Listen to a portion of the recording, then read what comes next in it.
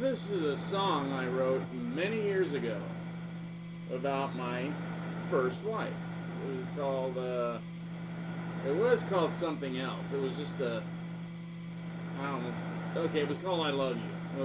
Well, I didn't know lyrics were not my thing, but I started to make choruses my thing. So I'm like, if I write the song or the music, if I can also come up with the chorus, which is usually the catch, the hook, which is not always true. It could be a part, that the guitar plays or whatever. The hook in Van Halen's Pretty Woman is meow. Otherwise, it's just a cover. I'd play it, but I don't know Pretty Woman at all. And they never really learned it either. They just, listened to it a couple times and then tried to play it as a band, and they're like, yep, that's it. But they left the whole part of the song out, which I know how that is because I've done it a million times. Not a million, but a lot. Because we never sat down to learn the damn song. We would just try it. So, I'll give you a couple. So, I first wrote this, of course it starts out slow, and I was young, so I was still, good at finger picking. Like classical finger picking. No, I'm not. So I either fake it with a pick, which is not classical at all, it's just picking, or I try to do which is just stupid. But I can't. Let's see. How did this one go?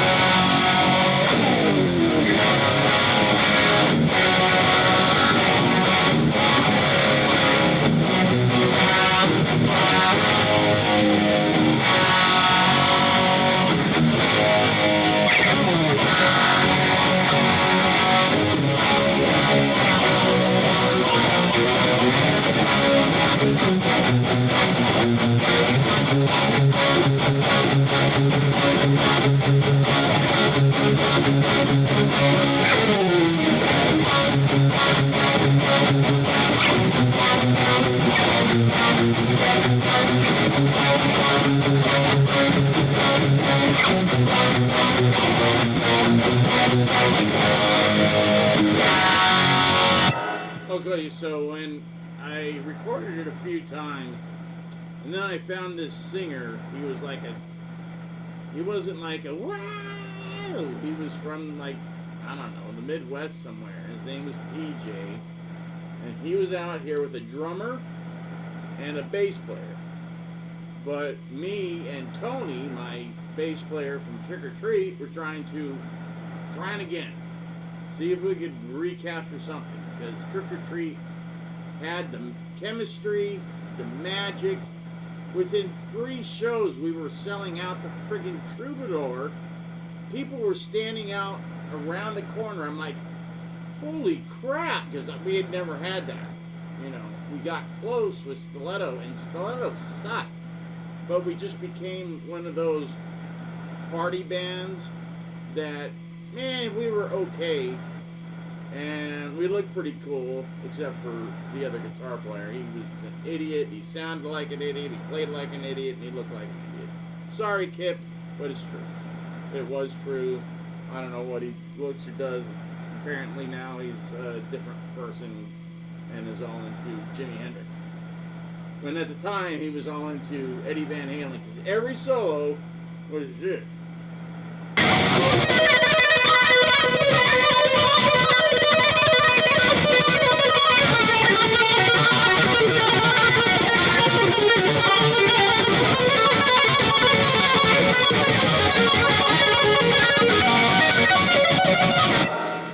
Not even that good, because he didn't know how to do it. He was going.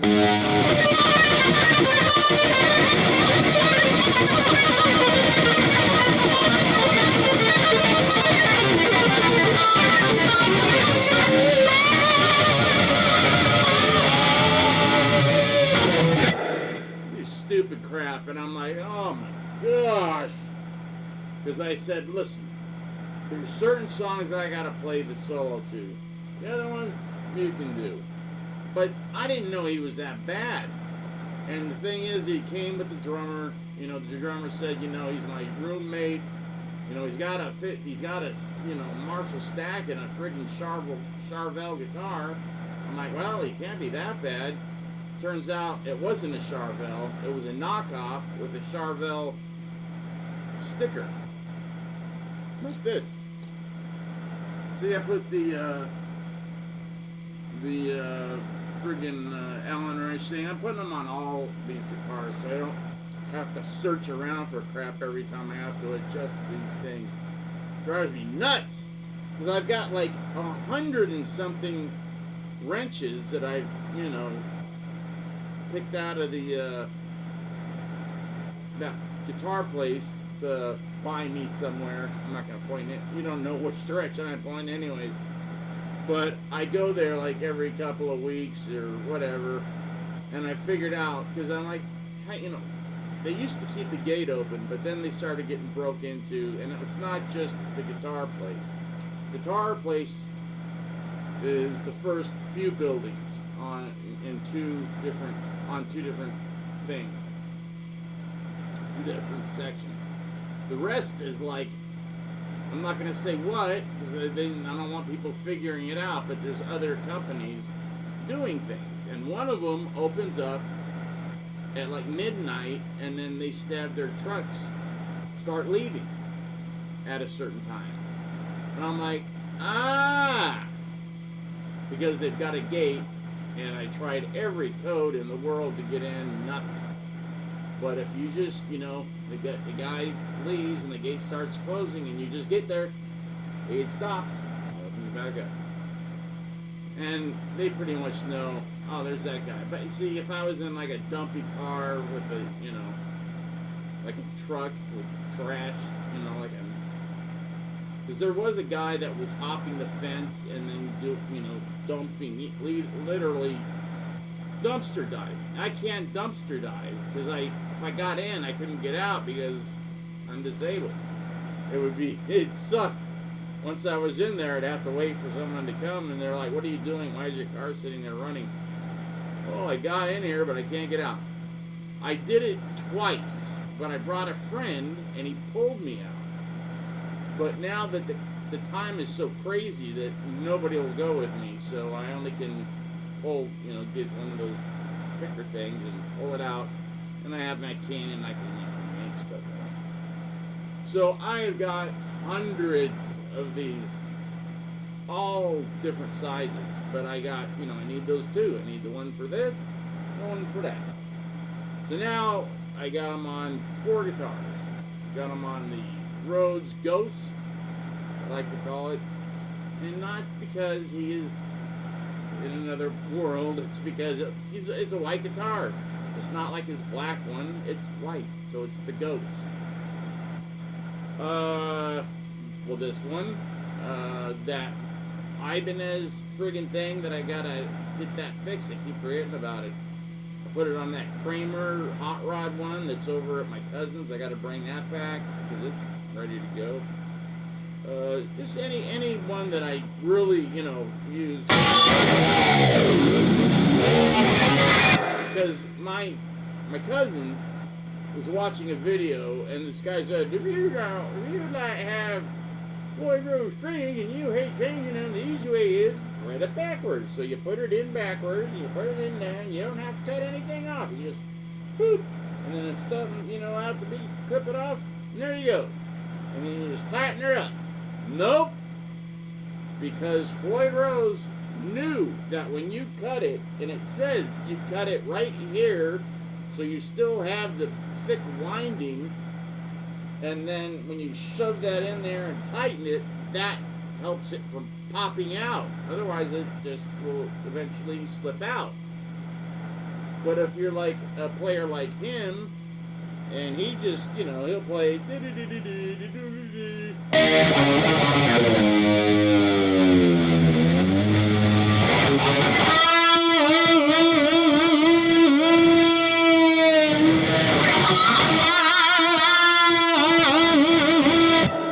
That's him. That's how a lot of people, like, that's your Marlo. No, man, it's, remember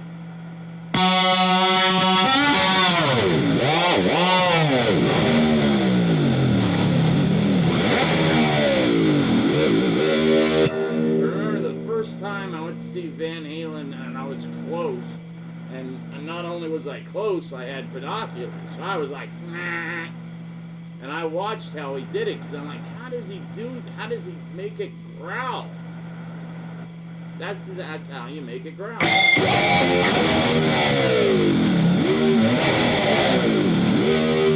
You can do the flick, but this seems to be cooler, I think, because it's like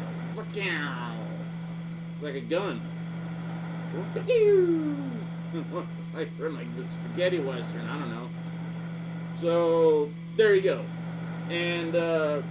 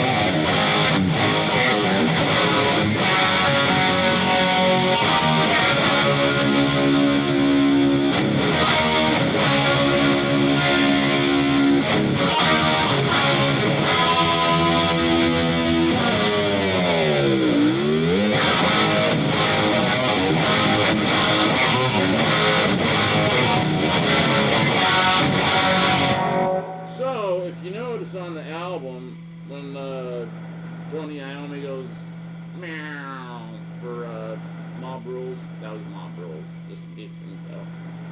I said, you know what? Because we kept running into each other because we were both dating the same girl, but he was engaged to Lita Ford. So I'm like, you know, I'm not going to stop. I'm going to let her air out and clean. I said, hey, has Tony been here? And because I could tell, because he used to smoke a certain cigarette, and she would have this wine that he liked, and I knew if the cup was around the glass that he'd just been there, and I'm like, go wash out, man, because I ain't going down, I ain't doing any business, you know, whatever. But it was Tony Iommi. If you're gonna get sloppy, but most of the time he was, because I would be at the Rainbow, because she worked at Jet Records until they folded and went to CBS, and she actually got a job working at Elektra, that's what it was, and then from Elektra to Geffen. So she was smart, and so was her friend that also worked at Jet, who was a girlfriend of, you know, a friend that I used to have. Well, I used to be friends with this guy called Ace, or he called himself Ace. Couldn't play for crap. He was the biggest BSer, and I told him, dude, you should be a manager. You shouldn't even try to do this music stuff because you can't play. But you are the biggest bullcrapper I've ever met in my life. You'd be a great manager. Would never do it. He wouldn't do it. I almost got him to do it for Fatal Attraction, but because he saw how big we were. But then all he did is like, I'm going to get a band together and we're going to, you know. And he had money. He had money from an accident. He got run over by a trash truck twice. The first time was real. The second time, I think he was waiting for the trash truck, and then accidentally kind of got smushed by it on his scooter. And why are you riding around Hollywood in a scooter? That's kind of, but whatever. It was the 80s. So yeah, so he had a crap load of money, and there was a guy named Fig, a lawyer, who represented a lot of rock star dudes and bands and stuff and other things, and he also invested, and he was friends with these guys up north starting a computer company called Apple.